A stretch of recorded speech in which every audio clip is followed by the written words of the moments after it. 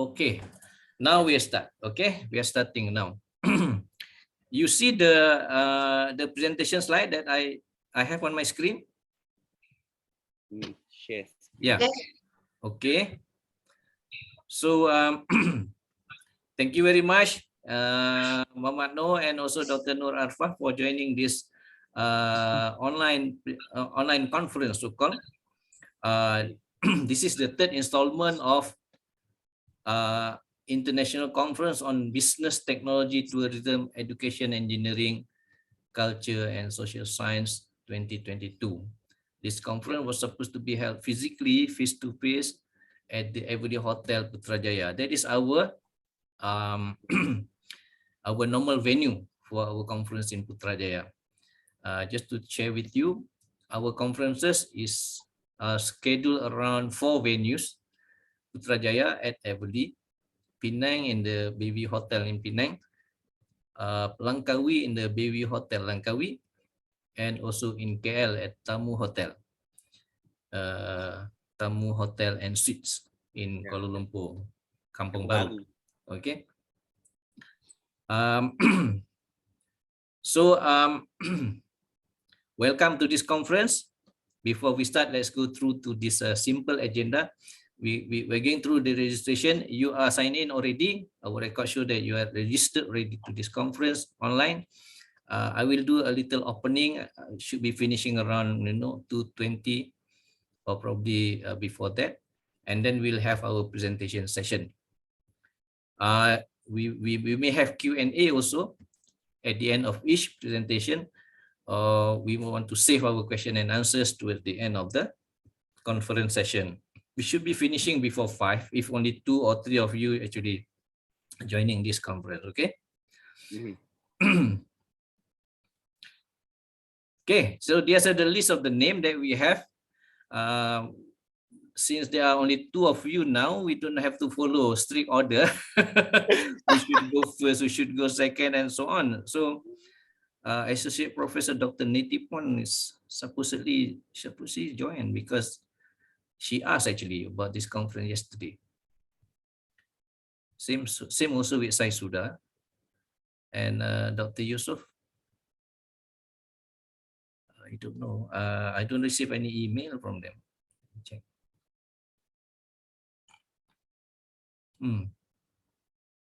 Anyway, it's okay. All right. So these are the people. So in the past also actually, we received many registration, and as presenter video, pre-recorded video presentation, we have more than 10 actually participated as that. So they are sending the video to us. For those who are sending the video, they do not have to join the online conference, of course, because they have already submitted their presentation via the video. Yeah. So what next? Most importantly is after this conference, there are 3 or 4 main things that we will be doing after the conference. One is the generation of the conference certificates. Yep. For participants who registered as a presenter, either it is a pre-recorded video presentation or a virtual conference or physical face-to-face for that matter, will be provided with the conference certificates. Okay, this the certificate also generated for the co-authors that you mentioned in your paper. Okay. Sometimes you have your maybe your supervisor is one of the co-authors there. Yes. Right? No problem. Maybe you also have a second supervisor also has the name there actually. Yes. So we give the certificate to all of them. Okay. But the email will be sent to the corresponding author or the user who actually registered with the conference. Okay. And then that will be done. Hopefully we should be able to complete all by tomorrow, a day after the conference.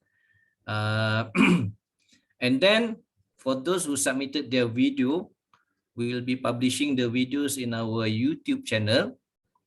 And then we will provide the URL so that the participants can also access their videos and cross-check, and maybe there are some comments from the comment section of the YouTube video. Okay, maybe they like to respond. Interestingly, not videos from Malaysian participants are not getting much views, but I know there are participants from Indonesia, from Thailand who's get more than 400 views, 500 views. So must be their friends, maybe the colleague and so on. And a lot of them actually give a very encouraging comment actually on the view. So that's one of the plus point we have. Okay. So the publication of the video will be a day after the conference, but tomorrow, so we try to finish it. And then we will publish the proceeding, the conference proceeding book. Conference proceeding book, normally we publish, our commitment is normally 2 weeks after today. But if we can receive all full paper earlier than 2 weeks, then we should be able to get the proceeding published within 1 week or so, Okay. Right? So the proceeding normally will take the first paper that you submitted to us. Don't worry about the content. Maybe you want to revise, you want to add the number of you want to add the co-authors, you want to change the title. Sometimes you also want to add the references. Don't worry, you have that opportunity when we want to publish in the journal. Okay, so proceeding publication normally is a verbatim. Verbatim means exactly what you send to us, the first submission of your paper. Okay, but before we publish your paper in the journal, we will notify you all whether you want to make changes or revision to your paper. And then if you do, we will provide you the paper, your paper that we have formatted according to our journal publication template. So you make all the changes in that particular version. It's easier for us. We do not have to make any more changes with respect to formatting and so on. All right. Yeah. So the proceeding is in the PDF format. It will be having the ISBN number as standard. We have already requested from the National Library for the ISBN. We should be on time by next week. We should be able to get the ISBN number. And then the journal publication is online. The reason why the proceeding is in PDF is offline, so-called it's not online, because we want to avoid, similarity index issue. Okay. If both are online, we may have problem with the similarity index, because I think 85% or 80% of participants do not wish to revise their paper. It's exactly as the one that they have submitted. So the one that is published in proceeding, the same paper that we also publish in the referee journal, our referee journal. Okay, so that's why the proceeding is offline in PDF, but the journal is always online. Ada ISSN number. We have the list that in our website. So chances is that your paper will be published in any one of those journals. Okay, in our website, we also mentioned about publication in high index journal, especially Scopus. But our experience now is that after the pandemic, now it is actually slowing down or slowly picking up into the endemic phase and so on. It is very, very difficult to publish papers in the high index journal. The requirement is spectacular, I would say now. Unlike last time before the pandemic. Yeah, that is true. That is one, the requirements. The time taken is also longer than normal. And then the cost. The cost has also increased quite significantly, I would say, compared to last time. So having all those challenges that are in place, we have tried, but then we say that maybe we will have to put on hold for this activity, our services, at this point of time until things get stable back again. Yeah. And many journals that we put up last time now is no longer in the Scopus database and the publication concern under the radar, whatever they call it, So that's what happened in Scopus. So those are some of the challenges that we all academicians are facing. If I remember correctly, I also published paper in Scopus during my student day, and I found that that journal is no longer in Scopus now. Yeah, it's no longer at Scopus, and we pay a lot of money at that time, more than 2,000, But anyway, these are the challenges that you have. So I hope Matno, when you want to publish in Scopus, so you double check, triple check with your. You must have a requirement to publish in high index journal, right? I have one. Publish already. Yep, Q2. Okay, all right, good, very good. Okay. Hopefully it's still maintained in the Scopus for a long time. Even after you graduate, so-called. Okay. All right.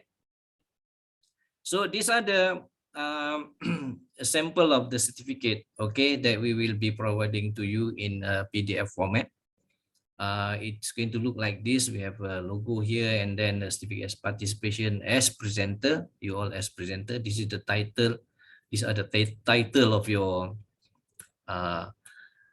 paper, and then the name of the conference date, and my signature there as a stamp actually. And then for those who submitting the video in our YouTube, okay, this is going to about to look like this, okay. And then at the description here is actually is we extract the information that you provide us from your abstract of your paper. Yeah. And then we are talking about publication in the conference proceeding book. We are saying within 1 month from today, normally within 2 weeks, but we can do it earlier within 1 month or within 1 week, if provided that we receive all the full paper timely, right, from all the participants. As you know, at this point of time, I have received about 75% from the participants who have submitted their full paper. Another 25% have not submitted the full paper to us. They have paid the conference fee, but they have not submitted the paper. That is normal. That is very normal actually. So they will submit probably around, anytime within next week. So normally I will have to push sending email to them so that they can send earlier, so that we can actually complete the publication of proceeding book earlier. Yeah. Next one is the publication in proceeding book. This is how it's going to look like.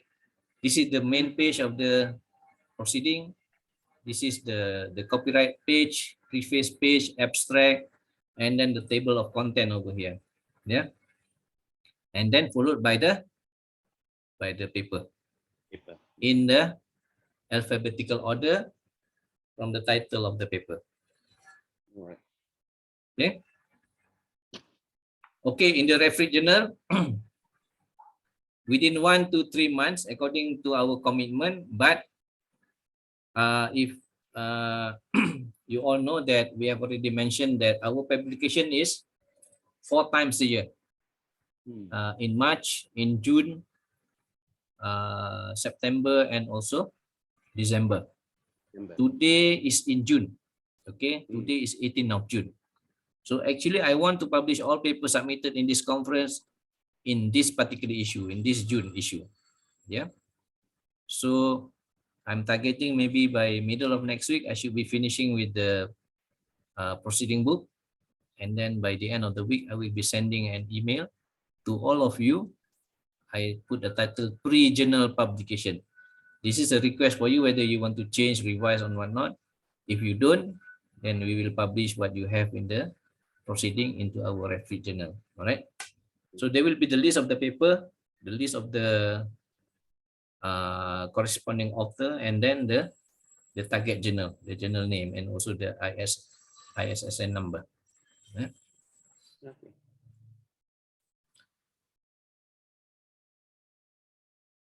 These are the list of the journal that we have So covering from education, pedagogy, and then business and economy, accounting and finance, social science, technology management, information system, and also engineering. We have 2 for social science because we receive, whether it is normal, natural, that more researchers, more papers are done on the social science basis actually, right? Okay, so in summary, the publication will cover the conference proceeding publication, the referee journal publication in referee journal within 3 months, within 1 month, and Scopus or high index journal. But unfortunately, we are not able to provide these services for publication in high index journal for now, right? And then what we require from you is your manuscript or your paper must be submitted to us in Microsoft Word format. The reason is because we will be editing your paper, not editing the content, but editing the format. Okay, putting up the header, the page number, the font. Well, no matter how much you comply with our template, there will always be some gaps. Okay, but that is fine. I expect that to happen. So at least our reviewer have some extra work to do.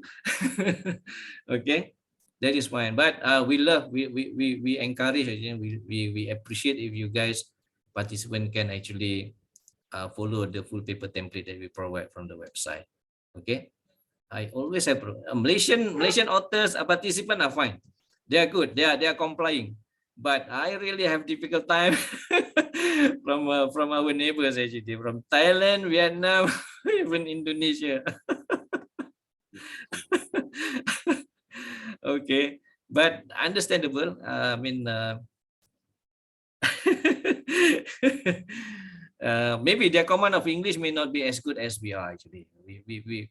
I have to I have to put my hats off actually to Malaysian, to us basically, with respect to English, having a good command of English orally and also written actually, compared to our counterpart from our neighbors.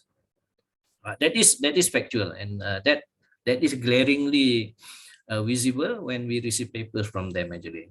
I can see the difference quite significantly. Okay, so this is our future conferences that we're going to have. The next one soon will be on the 2nd July, which is in Penang. I hope I have enough numbers at least. Yeah. Even if I receive 6 participants as a face-to-face, probably I will be going to Penang. Yeah, to do the face-to-face conference. Okay, and that is followed also another in KL, and then Langkawi another time in August, Putrajaya another time also toward the 3rd week of August, and so on. Yeah, we have published this all in our online in the internet until October. So November and December we have not published online so-called. Still a long time to go. Yeah, so we'll probably be publishing that towards the middle of August. Yeah, so with that I end my short briefing here. Do you have any question at all? No question from No me. question.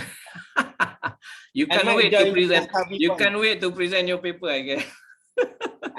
I might join the Langkawi one. The Langkawi punya international the conference in Langkawi good. Okay, October. Good. I'm looking forward to. Okay. And our three friends, 2 from Thailand and 1 Dr. Yusuf is not even. Oh my God, they have. Okay, never mind. It's all right. Okay, so that's the end of my short briefing about this conference. You can email me anytime. Email our conference name, bistec@acinetworks.org. I will pick, maybe my staff will also pick. There are 5 or 7 of us actually working at the background. Should be able to get the answer if you email to us. Okay, we also have our phone number. Most of the time I hold that phone number. This happened when we start giving the number And during the pandemic, we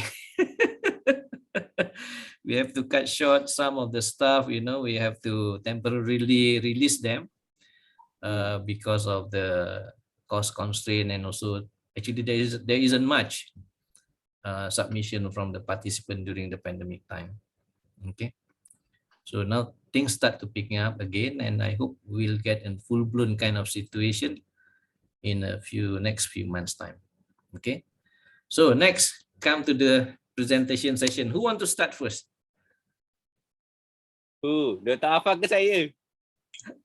Lagi yang tak sabar dulu lah. Yes. I think okay. Let's start. Let me get multiple participant can present. Okay. I stop sharing mine. Okay, Mano, you can start sharing yours. Okay, wait. Share. Sekejap, sebab dia nak kena open ni yang tak faham. Can you see? Not yet. Belum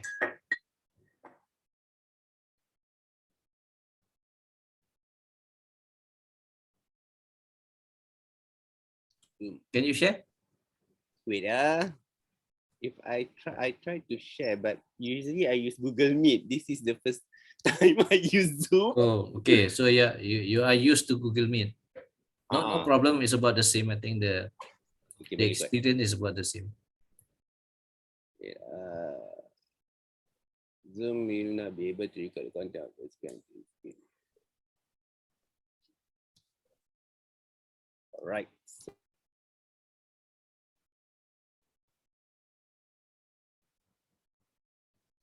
So can I actually share mine? There's a share screen button. Okay, I all right, can you see it? Not yet. Yes. Not yet. No, not yet. All right. Okay, starting now. Okay. All right. Hi everyone. Good afternoon. And Not yet. I haven't seen. No, I have not seen the screen yet, Mano. Okay. I am sharing my screen now. Started. Dr. Arfa, can you see the screen? It's black because Black, is it? Still. He's just saying here, Mano has started screen sharing. Yeah. Can you see it? Tak boleh juga. sorry about that. Can. Okay. Now.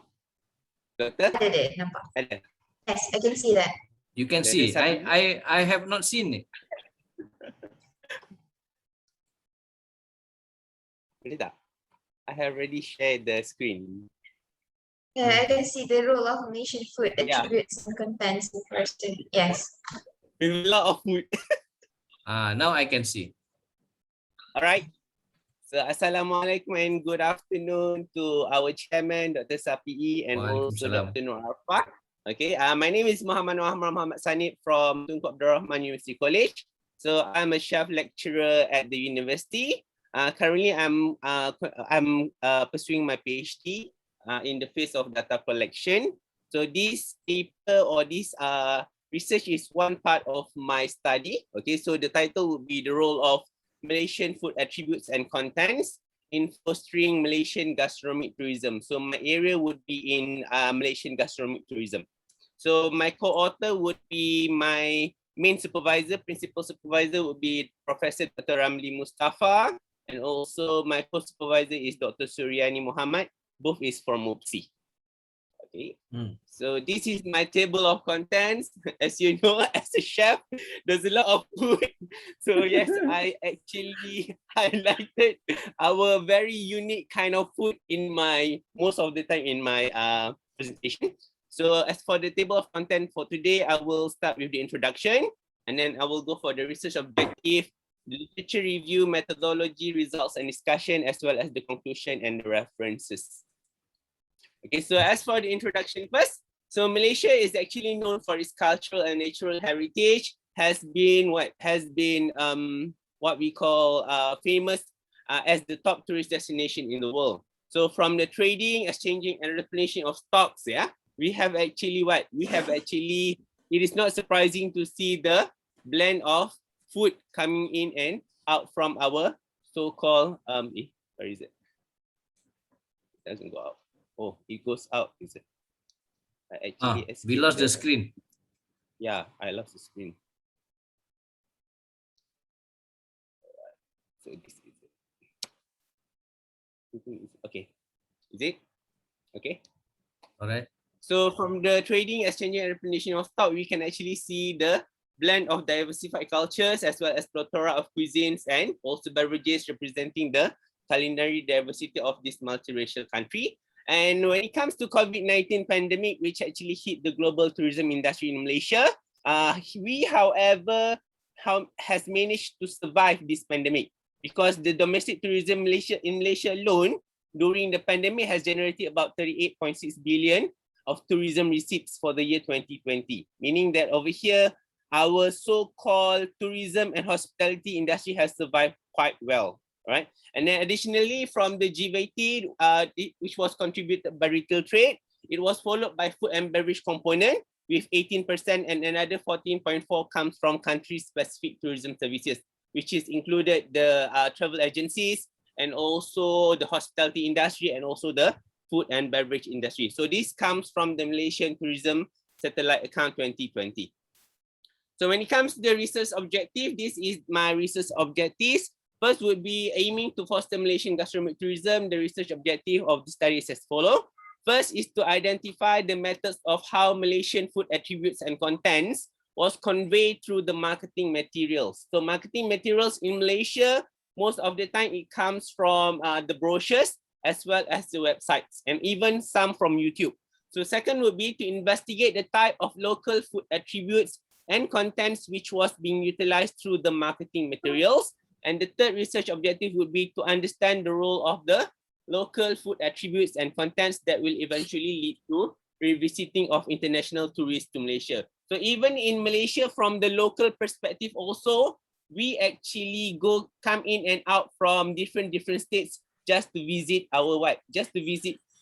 during our visitation to our relative or during the holiday. Food is the most important thing that the so-called tourists will go and look at. Okay, even in the morning, apa nak makan hari ini? So that is the most, for the ladies, usually they will say, nak masak apa hari ini? So that is the very common thing lah. So that is the reason why when it comes to gastronomic tourism in Malaysia, it is a very, very big kind of industry that we have to actually cater. Okay. Yeah. Okay, so this is for the literature review. I will just have a brief on this part. So we know that Malaysian food portrays the country-rich culture, history, and lifestyle of its people because we comes from a very diversified kind of ethnicity. So the interaction of the diverse population, especially the Chinese, Malays, and also Indians, as well as other ethnics, has actually contributed, whether directly or indirectly, towards the cooking presentation and food presentation. So in Malaysia itself, when it comes to Malaysian food, I would say that it is actually a fusion cuisine because we actually adapt all of the so-called ingredients and also food preparation from one ethnic to other ethnic. So we are actually what we call as a rojak pasembur. Okay, everyone go and eat rojak pasembur, so that is actually we. Okay, we are actually mix of everything. Okay, so therefore it is not surprising to see the significant range of culinary diversity originating from Malaysian multi-ethnicity through the decades. Okay, and then it has become a very invaluable part of the tourist experience that actually foster the tourism industry.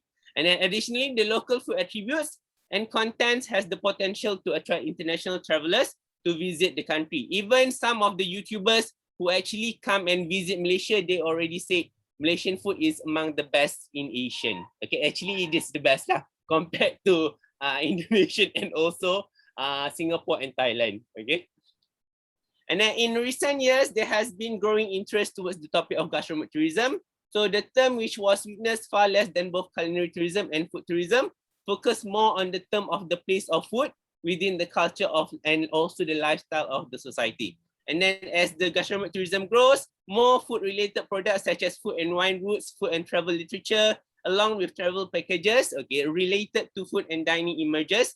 The experience will become parts of the important highlights for the travelers. Okay, so people like us, even like me myself, each time I go and actually travel to other states, I will actually go for the food experience, because this will actually give me some kind of like new enhancement or new added knowledge when it comes to the culture and also to the society itself. And then therefore, it is crucial for the local authorities as well as the hospitality and tourism providers to grasp the opportunity to feature the best culinary offerings to the tourists, either through local food attributes or even for the food content itself. Right, so you can see from the pictures over there, we can see the Mat Saleh having some kind of like during some kind of feast over there. Okay, maybe this one is true during the Raya or something. Oh, another one thing about the pictures that you see, all of this actually comes from the marketing materials from the Tourism Malaysia as well as from the Malaysian Promotion Tourism Board. Okay, so for the methodology part, okay, I am actually employing the qualitative methods for empirical material interpretation for the data collection and also analysis. So the sample used was analyzed by referring to the presentation of Malaysian cuisine images and information from 1 travel guide and 5 relevant government websites, which is the Travel Guide and Tourism Malaysia Food Feast and Image Gallery websites under the local cuisine category. So yes, this is a content analysis whereby I actually have a look at all of the pictures that are being portrayed at these websites and also the brochures. So we have the Malaysian travel guides over here. This one is publication from 2020. So in terms of official websites, we have all of this come from the Malaysia Travel Explore. So which Malaysian kuih are you? That one is the first website. Second would be the delicious taste of Negeri Sembilan. Okay, third would be the 20 awesome and true Malaysian breakfast. Okay, all of this actually related to food, yeah. And then we have, there's more to the world favorite, which is the Asam Laksa. Okay, Asam Laksa is actually one of the dish which is very commonly being argued between us and also Singapore. Okay, even like for the Indonesian, they will always counter back on us with rendang. Okay, so this one is the very, what we call some kind of like intriguing act between our countries, but at the end of the day, we will actually agree that all of this comes from the Asian country. Okay, and then the last official website that I use for this particular study will be the Local Cuisine Archives Gallery. And then the analysis for the visual method of the photo can be segregated into 3 main research aspects, which is the data source of the photo, the study theme and dimension, and visual content analysis. And then for this study alone, a total of 136 photographs were examined. So yes, you can actually see a plethora of what we call pictures, images that shows our food. Okay, so the photograph were coded by describing the Malaysian cuisine attributes and food contents and allocating them to the category that best represent the photograph. Right. So now we go to some of the results and discussion part. So you can see over there a very nice, beautiful, bountiful nasi. That one is nasi kerabu. Okay. Some might also call it as a nasi dagang. Okay, there's a difference between the two. And also that the other one will be our most popular Malaysian dishes in Malaysia itself, which is nasi lemak. But in Indonesia, they argue that that one is from them. They call it as nasi uduk. So that's another one thing that we have to actually encounter lah. Okay, so when it comes to result and discussion, most of the photograph can be allocated under the close-up meal. So most of the picture that they actually portray in the website is actually a close-up meal category, where the photograph depict a close-up image of a single meal on a plate.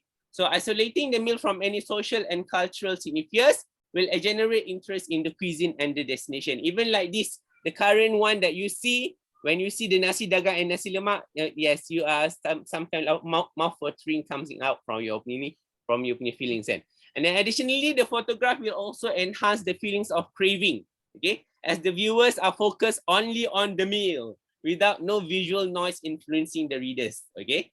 And then, so this is the number of photographs that you can actually see. This is the results, okay. From the close-up meal would be 136. Local ingredients featured would be 130. In terms of Malay food, this is the highest with 82 number of photograph, followed by the regional food, 35. Chinese food is 13 number of photograph. Indian food will be 11. They also actually, from the marketing brochures and also the website, they also feature local kuih. Okay, local kuih is 9 photograph. The local desserts and beverages will be 7. And also some indigenous food such as ulat mulung and also hinava from Sabah district or Sabah states. They also feature it inside the marketing brochures, right? And then now next would be when it comes to the result will be the appearance of red chilies. For example, indicates the association of the hot and spicy character. And then when it comes to the range of greens colors such as what? Vegetables such as cucumber, salad, mint, olive, or long beans, which actually are being what we call portrayed together with the delicacies. It does not only harmonize the photo, but at the same time will actually what? Enhance the tourist appetite for Malaysian cuisine. And then when it comes to the physical food appearance, it is worth noting that the food photograph also segregated according to the different regions in Malaysia. For example, the northern, the southern, and even the what we call West Coast and also the East Malaysia. So a plethora of cuisine that represent each region was distinguished the local delicacies offered by the region to the tourists. And then the photograph analysis also managed to discover the appearance of popular festive food served during the Eid celebration, such as ketupat, okay, lemang, rendang tok, okay, and then you can also see there's ketupat palas. They also serunding. All of this actually falls under the marketing brochures. They actually portray that as a way to actually inform the readers on this is the culture of Malaysia. Like even in the world also, Malaysia is known for having so many holidays in 1 year. So that is actually a fact. Yes, we actually celebrate a lot of festivals throughout the years. So all of these festivals actually they will actually serve different kind of food. So yes, food and the Malaysian culture is something which is very symbiotic, very synonym. Okay. Yeah. All right. So this is some of the food that you can actually find from what we call the marketing brochures. So the first one over here, do you know what's that? Like kuih lah, local kuih. Apam Johol. That one is from Negeri Sembilan. So if you go to Negeri Sembilan district, this one is very, very common, Apam Johol. So they use some kind of like, they call it as, I can't remember the daun name. There's the leaf used only for this one. Okay, and then you can see, yes, the ABC ais kacang. This one is very famous, especially for those in UiTM before. If you wanted to go for ABC, we go to session 2. Okay. Then that would be our this is the dishes from the Negeri Sembilan, which is masak lemak cili api. Okay, and then we also have over here cendol, a very common dessert for us, especially in the during the very hot season. Okay, like now there's durian season, also another food. Okay, so yes, we always go for the cendol, pulut durian and everything. Okay, and also you can see over here on top would be ketupat palas and also serunding. And then the last one on the top would be air jando pulang. That one is from Negeri Sembilan. So those come from Negeri Sembilan for sure know what is air jando pulang. So you cannot bring the jando lah, janda That one is air jando pulang. Right, and next would be moreover from the 136 photograph featured on the website and published material, 82% represent Malay food, followed by the Chinese food with 13 photograph, and then the Indian food will be 11 photograph. Okay, even like through my so-called analysis, there is some kind of like confusion because when it comes to Malaysian food, some of the food we cannot actually just say that this is Malay food, this is Chinese food, this is Indian food.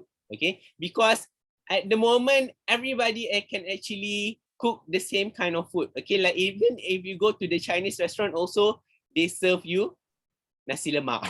Okay, and even if you go to mamak stall also, okay, even the like roti canai, I think all of us actually can eat roti canai, and you can also find roti canai at the Malay stall and also at the mamak and even at the Indian stall. Okay, so there is always a confusion when it comes to Malaysian food ni. So that's why we call it as a fusion cuisine. Okay, and then interestingly, only 2 photographs represent indigenous food, which is manuk panso. So this one is actually chicken cooked in bamboo stick. So if you went to Sarawak, people of Sarawak, this is very, very famous. Okay, last week, if I'm not mistaken, I saw Majalah 3 showing how to eat ulat mulung. So if you have eaten ulat mulung before, you should know how it tastes lah. Before, yes, I have eaten it before. Have you? Yes. Have you eaten? How does it taste? It tastes like kacang dal. Kacang dal. But the one I eat would be the fried one. Okay, because when it comes to food, because I traveled a lot, I went to Thailand, I studied in Australia before, and then I traveled to so many places. So all of this exotic food is something that I will actually try, including the kangaroo meat before. Kangaroo jerky beef and also alligator jerky beef. Yes, I eat that. Right.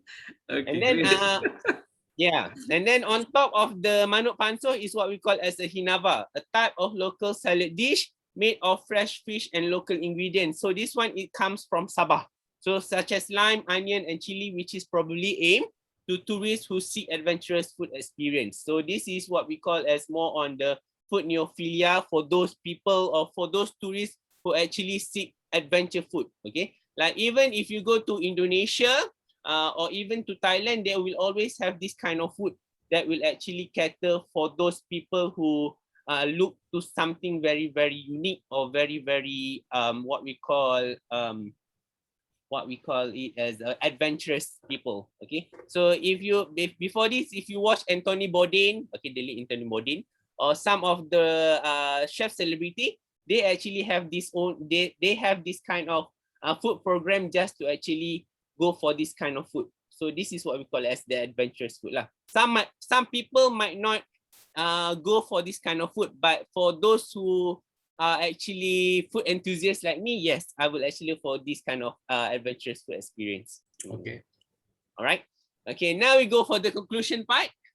So as we know, the Malaysian government has been consistently promoting the Malaysian gastronomic tourism industry by choosing well-defined images of Malaysian food and cuisine during the COVID-19 pandemic. So you can actually see all of this from the website as also from the brochures. Okay, even if you go to the KL Central, there is actually one branch of MOTEC, Malaysian Tourism Promotion Board office over there, and they actually put in all of the brochures related to Malaysian food as well as the other states. Okay, and then the close-up pictures of the meal together with the clear image of ingredients and preparation of the local cuisine may convey and inform the tourists about the types of food that they will encounter during their visit to Malaysia. Like even recently, there's a TikTokers saying that which is very what we call I think her name is Karen or something.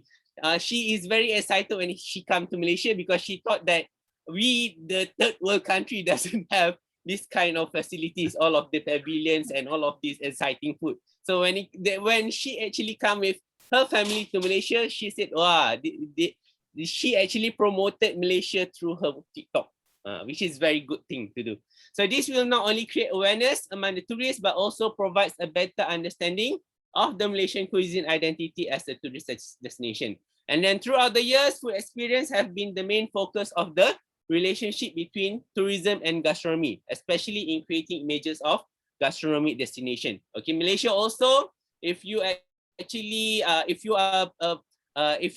a very local, what we call there's a word for that one, global trotters, you can actually see a lot of Malaysian food abroad. So even if you go to Sydney, Melbourne, especially in Australia, in Sydney, there's a lot of Malaysian restaurant over there. So which means that our so-called Malaysian food is actually creating awareness towards the international tourists. Okay, perhaps in the future, the Malaysian government and other tourism industry players may be able to switch their marketing strategies toward the regional food attributes and contents to cater to different market segments. This is because why? Because each of the states in Malaysia is known to have something unique to offer, and then it should be emphasized and integrated into the marketing strategies. Okay, because yes, we have 14 states. Each of the states have their own different kind of food and also delicacies. which can be offered to our, not only for the local tourists, but also for the international tourists. So when it comes to food, I think this is the, I would say, the major attraction for the international tourists to come to Malaysia. However, there is one thing which is not being recognized, because gastronomic tourism is not being listed as a niche tourism in Malaysia. So me and my other friend, which is Dr. Hairi, so he also is a gastronomic tourism scholar. We are trying to actually put in the gastronomic tourism as a niche product for the tourism Malaysia industry. So yes, that is how the gastronomic tourism is all about for the Malaysian industry. So that is the end, and that is me during my what we call celebrity chef thingy at RTM. Yes. Okay, that's all. Thank you so much. Thank you very much, Matno. Very vibrant and an exciting presentation actually. One of its kind. Congratulations. It's a good presentation. Thank you. That remind also in one of our conferences in the past, I have one participant from, I think from University of Malaya. She talked about medical tourism. Okay, so there's another attraction that we provide to the world to come to Malaysia to conduct medical or to go through medical procedure, medical experience as part of the tourism activities. Okay, so that is also one of the key point. I think is being used by the tourism of Malaysia to promote the country to the rest of the world. We are one of the best, one of the most sought after medical tourism industry in the world. And from that study, it reveals that most of the visitors or travelers that come to Malaysia doing this so-called medical tourism, under medical tourism, are from Indonesia, from our neighbor. Okay. So I think maybe the marketing is stronger in Indonesia, or perhaps maybe Indonesia find that we are quite close to them. And we speak probably almost the same language. We can understand each other well. Culturally, we are not much different, and so on. Could be the reason. But I think we can expand that more to our neighbors, especially from the Gulf state, from the Arabic states, countries actually. Because like you say, the gastronomy, the food actually is one of the main attraction for people from the Islamic countries to visit Malaysia actually. Because they found no problem at all with the food being halal, and there is no concern at all actually for them.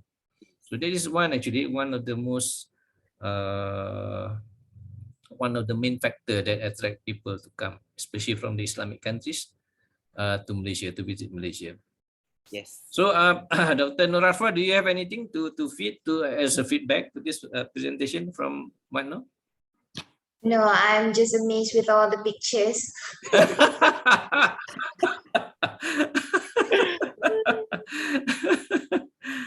It actually whet your appetite. It is. Yeah, actually. All right. Yep. That is true. That is true. So kalau tak ada question, then maybe we can proceed with the next one. Again, I'm still waiting for the other three actually. At least one of them also, but none of them actually. I don't know why. But that is okay. So maybe Dr. Nurafa, you may want to take the floor now. All right. Thank you, Dr. Safai. Sorry. So maybe my presentation is not as vibrant as tak apa. no. But then I'll try my best.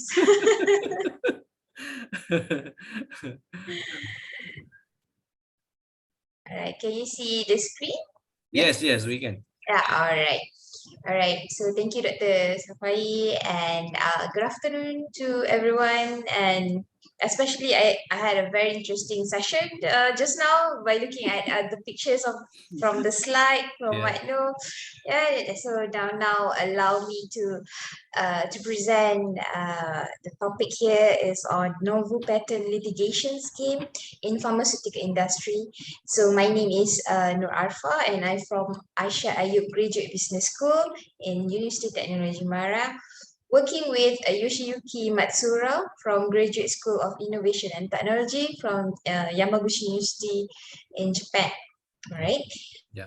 And okay, so this is our presentation outline. Okay, so the outline is as per instructed in the email. So we'll begin with the objective of research, followed by the background information, and then moving on to the methodology, findings, and conclusion. All right. So let's begin with the aim of this paper. So the idea of this study is to be an eye-opener to the researcher to venture into the application of paragraph 4 in abbreviated New Drugs Application, or ANDA, ANDA. And the objective of this paper is to understand the patent litigation in pharmaceutical industry, focusing on this paragraph 4 application of ANDA, and it is to examine the pattern of patent infringement lawsuit under the Hatch-Waxman Act, or we call it as Drug Price Competition and Patent Term Restoration Act relating to ANDA. Okay. So as in the management school, we always mention on strategic management, how to think strategically, and one of the famous saying that don't fool yourself. Having a strategy map is not the same by having a strategy itself, right? So in school, we might know that this is all right, right? This is just how to draw the metrics of strategy, and you map out all the strategy. But the big thing is how that you use the strategy management in pharmaceutical industry to make sure that the industry itself, that being competitive and all over the world with so much company, and how to sustain in the industry itself, right? So generic drugs are just much more cheaper than these company have been like not having more expenses in producing itself and marketing the new drug. So when the company takes into the new drugs onto the market, and the business has already spent considerable money in terms of the R&D, the selling, publicity, marketing, and selling of the drug. So the application of the paragraph 4 in the Hatch-Waxman Act 1984 allow the generic drugs company to monopolize the drug status. So therefore, the innovative drugs company, okay, so there are two parts, there are generic drugs company and innovative drugs company. So the generic drugs company, those are the one that are pioneering in the drugs in the drugs category first, and after that, the innovative drugs company try to steal some of the market to themselves. So when this situation comes over, so the company can file for the patent infringement lawsuits against the drugs company. So here is the game, you see. So when the generic drugs company claim that this is my patent, and the innovative drugs company comes over and say that, okay, by looking at the orange book from FDA, blah, blah, blah, this is our patent, and they can freeze the status. So they can get, they can buy sometimes, so that they can do all the strategy part in terms of delaying all the demand and supply in the market and other stuff, right?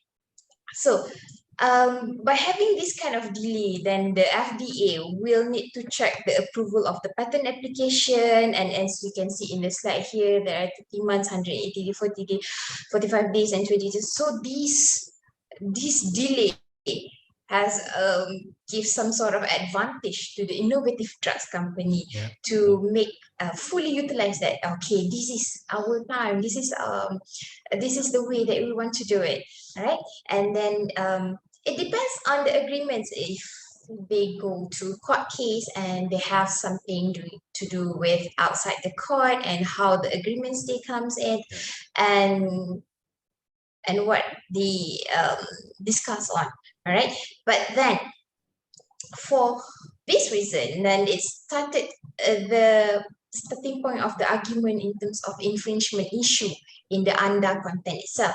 So then it's will be broadened out into generalizing the arguments and giving some sort of impression in terms of the innovative drugs company and trying to influence the generic drugs company to just merge together, or they try to work together, they try to all those kind of strategy to make sure that they are not being incompetitive with the other party, right? So the corrective measure may be different from United States, and it's different from European country, and as well as in the Asian part, all right? And because some of the solution from the United States might not be applicable to China, for example, because we have different procedure, different process and stuff.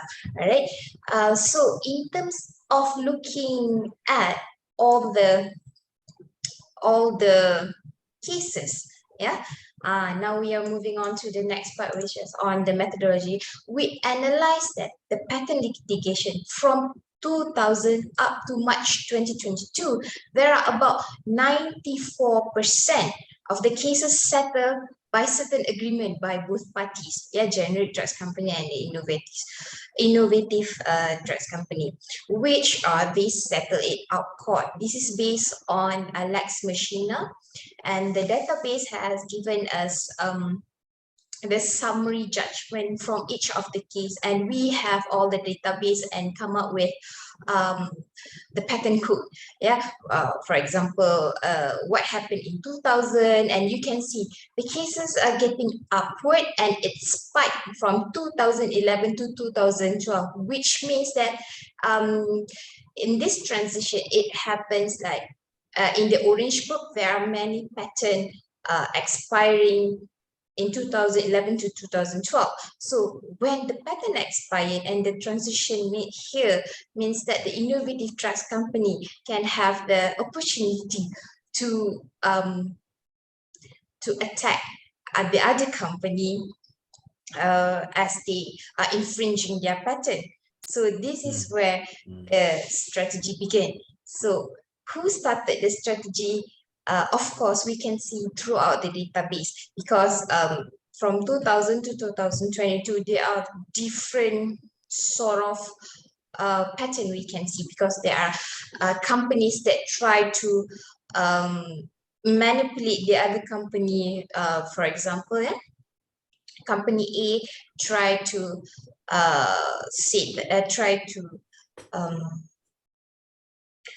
try to manipulate the other party that they are infringing their patent. By doing so, company B said that, okay, what do you want now? So the company A will say, okay, we would like to have 25% from the profit. So it's some sort of like that. So each year they have different pattern, different kind of strategy they're trying to make, just to make sure that it can sustain in the industry and maintain to be the big company in the industry itself, right? So although by looking at the total number of the case itself, some of the case from the 94%, some of the case will not give a clearer picture on what actually happened, because if they settled it out court, then the discussion is very private and it's not being reported black and white. So that by dissecting all the differences between who will be most likely to be the plaintiff, who are the one that will be the defendant, this will give the vision that which party would like to attack and which party are most likely being attacked. So you can see here, I have given the output here by looking at the first company, this one, Teva Pharmaceutical. This company have the highest number, total case of more than 600 right?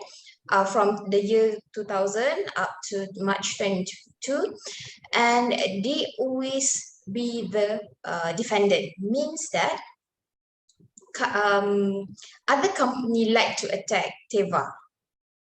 So by having this reading, you can see the one that I would say that the one that company need to be prepared if they are dealing with the red colors. So, right, for example, Novartis, they like to be the plaintiff. They like to attack the company and say that, okay, you infringe my patent and stuff.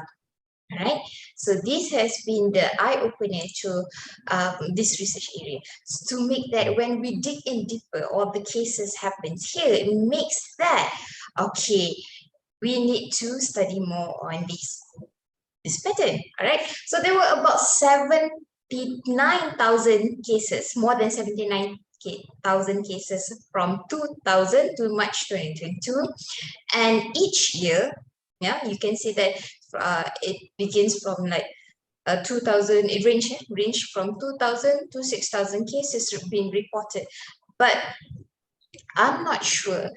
I'm not sure whether is there any cases that are not being reported. So for this study, we are only going to focus on the case that been reported and it's been in the database itself. So that's the focus of this paper. Okay, so although the activities in pharmaceutical was not been like widely being debated, but then this give a new era of the research study, and this is where the starting point to dig in deeper what actually happened and how we want to know that the generic drugs company really monopolized the industry itself, and how the innovative drugs company try to be part of the demand and supply between the customer and the industry itself, right? So as you can see that for the future study here, we would like to see the evolution over time between the Hatch-Waxman Act and the amendments that are giving more impact on the case pattern that we have. And by comparing the cases from Orange Book and Inter Partes Review, will give the difference between the innovative drugs company and the generic drug company. With that, I end my presentation. Thank you. Thank you very much, Dr. Arfa. Interesting. All right, also. thank you. This is also interesting to me, basically, because this is the first time that I heard about research on litigation, especially in the drug industry. Okay. Okay. Let me open up with Matno first. Whether you have any feedback or questions to ask. Very interesting, because you see the pattern between the generic company who actually produce the product with the original company who actually also produce the product, but at the end of the day they will quarrel between one another who actually have the patent. Yes. And then exactly. when it comes to even like because I did buy some drugs for the family and for myself, right? So they will always ask, do you want the original one or do you want the generic one? So because when it comes to comparison of price, generic is much more cheaper than the patent one, the original one. Exactly, so for sure, like kita got generic tu kan. So that's I'm like, how does the did the so-called generic company ni, they can actually being sued just because of the patent? Yes. So they are being sued because of that thing. Yeah, you can see that just now I shared, like for example, Teva Pharmaceutical, they're always been attacked. So it means that they have, indirectly, we can see that the company have a very strong defender, which means that they know what they are doing in terms of the packaging, the chemical bond, the content of the drug itself, or even the usage of the drugs, whether it's for tablet, capsule, apa semua kan.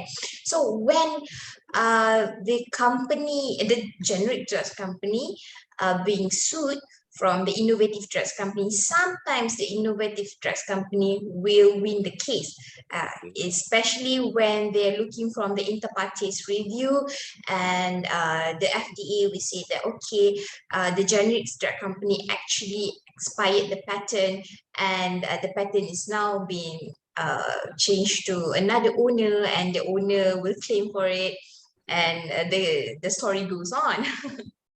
So when they get sued, and the discussion been made outside the court, and that's why where they try to play with the price. So that's why you have the difference between the price, because they don't want to lose, kan, tak naklah rugi. So in terms of that part, they try to cover the loss by having, okay, we can do some 50-50 profit, or you give me some of your technology, or we change in terms of the human capital and stuff. So they have a very pretty win-win situation. All right, interesting. And I also saw the Astrazeneca just now. They have two companies, is it? Yes, it is a company. So that's why, how come AstraZeneca pun sampai ada dua company? So that's why I'm like, okay, this is something interesting. I never thought that one. Okay. But normally the innovative company will put a patent to their product, right? Normally, for how many years? Maybe 1, 2, 3, 4, 5 years, and so on. So by law, by that particular act, maybe the generic drug producer will not be able actually to produce similar drug during that patent. Okay. Yes. Patent is owned by the innovative company. Like I think like Pfizer, who developed this Viagra. They hold a patent for a number of years, but I think the patent has now lapsed. So Viagra actually is being produced by generic companies. So the issue right now is, normally the generic companies, they produce the drug much earlier than the expiry of the patent, right, Dr. Narafa, like that? And this is where the contention actually between the innovative and also the generic companies. Yeah, when they produce it earlier, but they stop from marketing it and from selling it, making the demand go up. So the innovative drugs company feels like, oh, the demand is so high that I need to go through the market. So when they produce the drugs, then that's when the generic drugs company, you do it. So those are the things that happen. But like you say, more than 90% of the litigation cases are settled out of court anyway. Yes. Yeah. So only probably 10% or less that still have to be resolved at the court level. So somehow, in all likelihood, the generic drug company and also the innovative drug company can always find somewhere in between where they can actually amicably solve the solution. It's all about money, I think, at the end of the day. That's the business part. Yeah, it's all business. It's all about business. Yeah. So that's interesting, but then, well, that is the business that they are doing. If they think they can accept that, and so long you pay me, then a certain percentage of what in terms of volume of product that you produce, I don't mind. I mean, I don't have to pursue this issue anymore, and they have a separate out of court settlement with each other, and so yeah, it's better to settle it out court rather than going on and on the case. exactly. Because it will take a longer looking time. At the timeline, yes. I think berapa hari itu dapat 3 tahun plus 180 days lagi, and then I think it's just too long actually for them to go through the process and get to the bottom of the issue. So maybe internally the process need to be, like the cost of doing business, I mean, approval, maybe last time it took 45 days, maybe you can do it within 7 days, for instance. And that is one of the main attraction when people come to the country, to Malaysia, want to invest, they look at the cost of doing business. Like how many days to get approval from the related to land matter, for instance. How many days to get approval for the business to start, and so on. So these are all important factors for like foreign direct investment to come into the country. So those are the considerations. So even like this one, litigation and so on, it's actually such a long process and tiring. So like you say, maybe 90% is correct. They rather go and amicably solve the thing out of court faster that way. Okay, I can move on with my business. You can move on with your business. I don't have to worry about anything. Yes, yes. Yeah. So apa ni kalau but it look like the name of the companies are all the big guns actually in the industry, Yeah? Yes. Can the like say the innovative company also producing generic drug? Are there instances? In certain case, maybe they can, but then it depends on the situation itself. I see. Like Because I'm not sure in terms of the drugs that they cater for, because they are another database that on, okay, this drug is for cancer part, this one is for inhaler. So I'm not very familiar on the type of the drug. So maybe there are companies that from innovative they can go to generate. I see. Okay. But yet to be discovered, I guess. All right. I don't have any further question for your presentation. I think it's interesting. Interesting to know also. It's good to me. It's a new thing to me. All right. So right. Thank you. Our 3 friends are not joining at all. I don't see any attempt to join the conference. So I guess that cut short our expected time to finish. So I think we are finishing now is 3:15, 3:18 according to our clock. So is there any question at all? Anything that we want to raise before we adjourn the discussion, the conference? Sorry, doctor. If I'm not mistaken, that there are award, is it, for best paper, best presenter, is it? Right now, during this pandemic, during the online, we only have best paper award. All right. Okay, we have best paper award, and we have set the criteria also. Most importantly, when I look at the papers, is the deadline that they submit to us. That is very, very important, So late submission will not be considered, definitely. Second is according to the format that we provided in our full paper template, especially.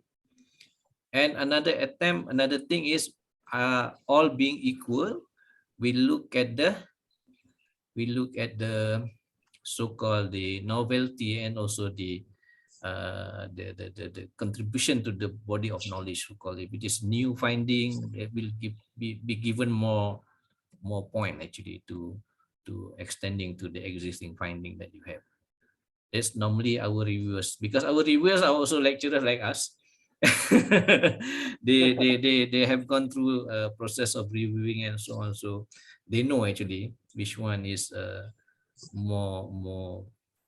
given more points compared to the others right now. But when during our time when we can have our physical face-to-face, we also give, beside best paper award, we also give the best presentation award.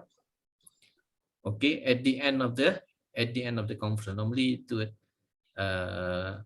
the evening before we close our session, we have one session to confer the best presentation award. So that one we cannot do it now because we do not have a physical face-to-face.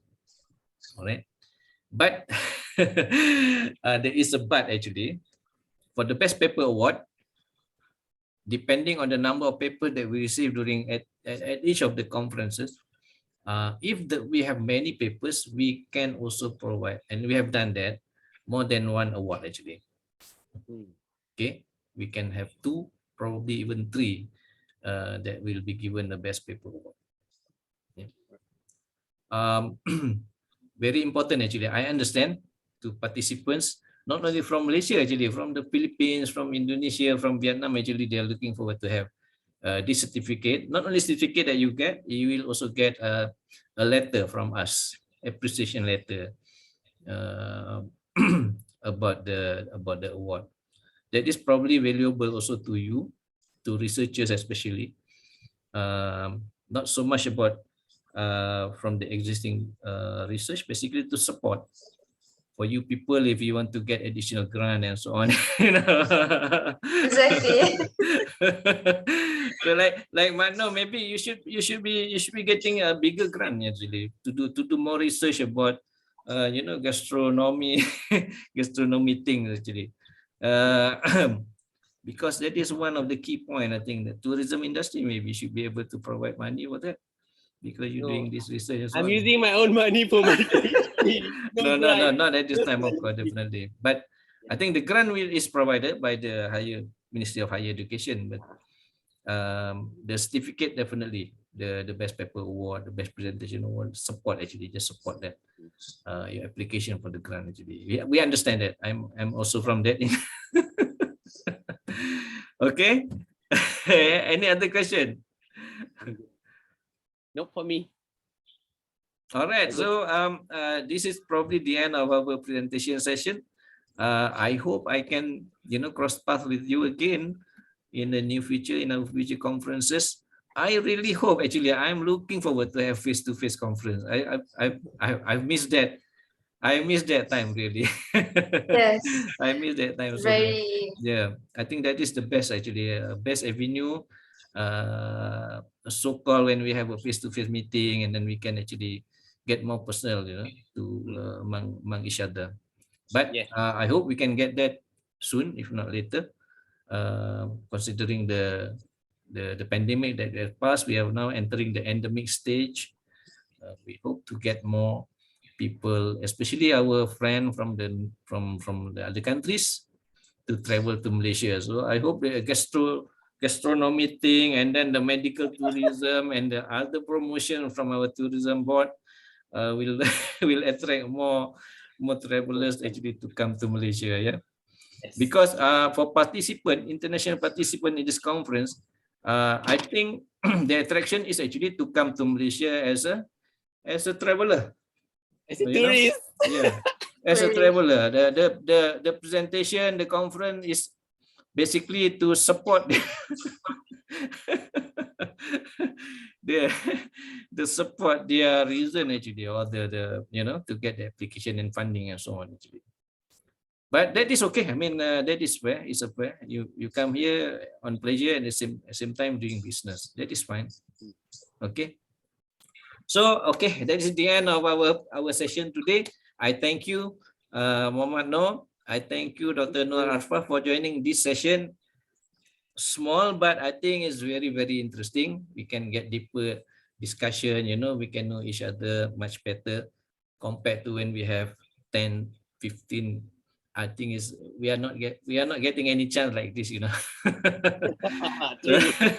So this is also an advantage to us. So to Muhammad Noor, I wish you all the best. Okay. Thank you so much. In your journey, PhD journey, the challenges are normal. Dr. Arfa went through that. I went through that.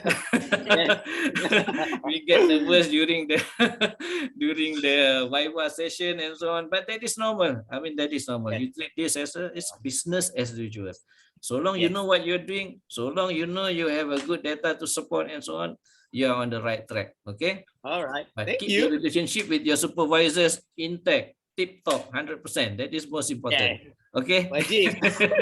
And Dr. Noor Arfa, I also wish you all the best for all your what you're doing in your current course of work. I hope you will stepping up the ladder in the in the management part and so on.